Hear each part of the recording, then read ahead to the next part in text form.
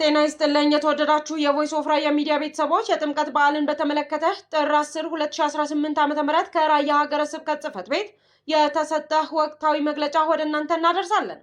የጥምቀት በዓልን በተመለከተ በራያ ሀገረ ስብከት ጽሕፈት ቤት የተሰጠ መግለጫ ባለፈው የጸጥታና ሃይማኖታዊ ችግር ምክንያት የዘንድሮ የጥምቀት በዓል በቤት በጸሎት ታስቦ እንዲውል ተወሰነ። እንደሚታወቀው የጥምቀት በዓል በኢትዮጵያ ኦርቶዶክስ ተዋሕዶ ቤተክርስቲያን በድምቀትና በአደባባይ ከሚከበሩ ታላላቅ በዓላት አንዱና ዋነኛው ቢሆንም አሁን ባለው የጸጥታና ሃይማኖታዊ ችግር ምክንያት በዓሉን በአደባባይ ለማክበር ምቹ ሁኔታ የለም። ከአሁን ቀደም የመስቀል በዓል ማክበሪያ አደባባይ የህወሓት ታጣቂዎች ካምፕ በመሆኑ የ2018 ዓ.ም የመስቀል በዓል ሳይከበር መዋሉ ይታወቃል።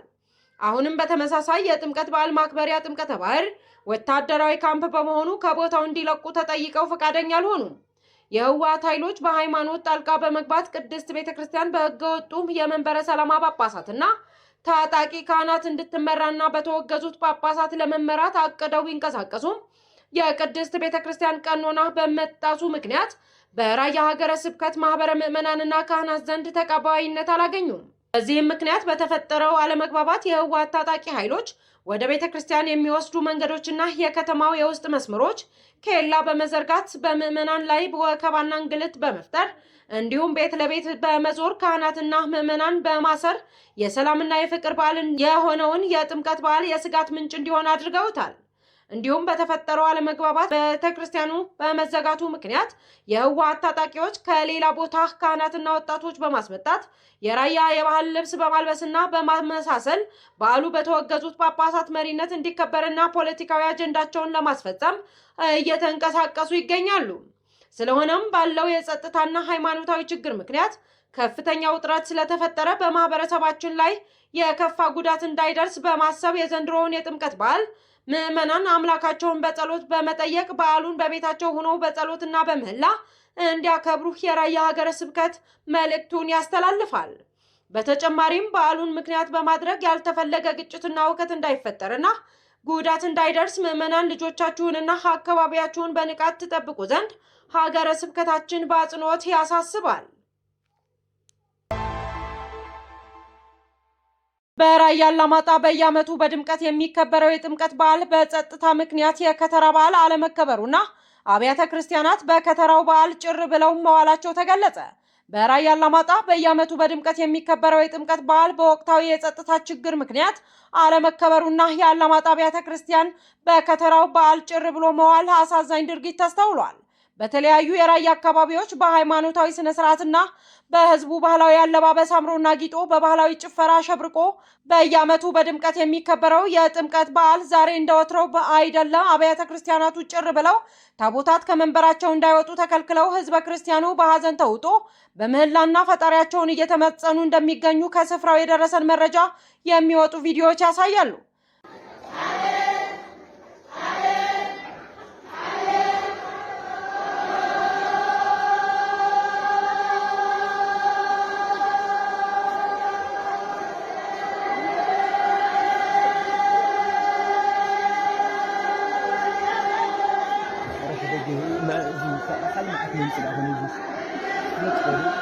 ከወራት በፊት ህገወጡ መንበረ ሰላማ በህወሓት ቡድን ታጣቂዎች እገዛ የራያ ራዩማ ሀገረ ስብከት ሊቃውንት አባቶች በማፈንና በማሰር እንዲሁም በማዋከብ ቤተክርስቲያን እንዲዘጉ በማድረግ በተደጋጋሚ በቮይስ ኦፍ ራያ ሚዲያ ዕለታዊ ዜናችንን መዘገባችን ይታወሳል።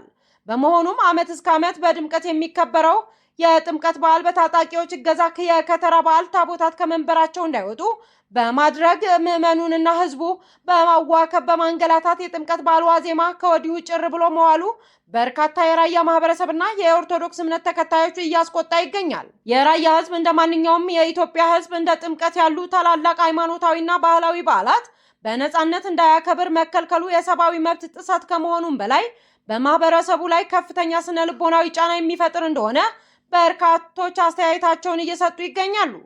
ሰላማዊ ሰዎች በነፃነት የሚንቀሳቀሱና እምነታቸውን የሚገልጽ መብታቸውን መገደብ በዓለም አቀፍና በሀገር ውስጥ ህጎች የተደነገጉ ሰብአዊ መብቶችን የሚጥሱ ተግባር እንደሆነም ማህበረሰብ አንቂዎች ሀሳባቸውን በሶሻል ሚዲያ ለሚመለከተው የመንግስት አካል እንዲያውቀው እያደረጉ እንደሚገኙ መመልከት ችለናል።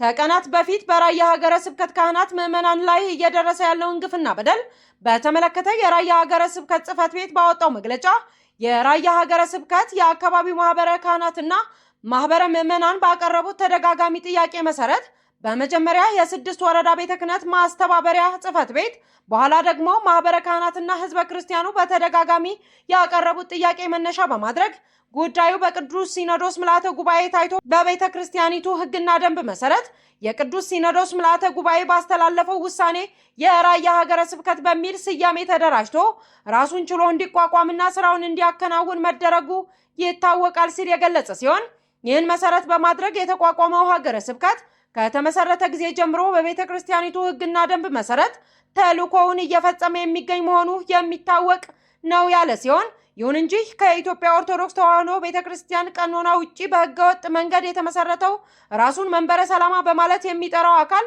ከህወሓት ታጣቂዎች ጋር በመቀናጀት ሀገረ ስብከታችን ካህናትና ምዕመናን ላይ ከፍተኛ ግፍና በደል በመፈጸም ካህናትና ህዝበ ክርስቲያኑን በማሰቃየት ላይ ነው ሲል አሳውቋል። በተለይም ከሚያዝያ 7 2017 ዓ.ም ጀምሮ ያለ የሌላ ኃይሉን በመጠቀም በተደራጀ መልኩ በመዋቅራችን በካህናትና ህዝበ ክርስቲያኑ ላይ ከፍተኛ ግፍና በደል እያደረሰ እንደሚገኝ በመግለጫው መጠቆሙ ይታወቃል። ይህ በእንዲህ እንዳለ የራያ አላማጣ ከተማ ህዝብ በጥምቀት በዓል ላይ በሀዘን ድባብ ውስጥ እያሳለፈ እንደሚገኝ ምንጮቻችን ከስፍራው ለቮይስ ኦፍ ራያ ሚዲያ አሳውቀዋል።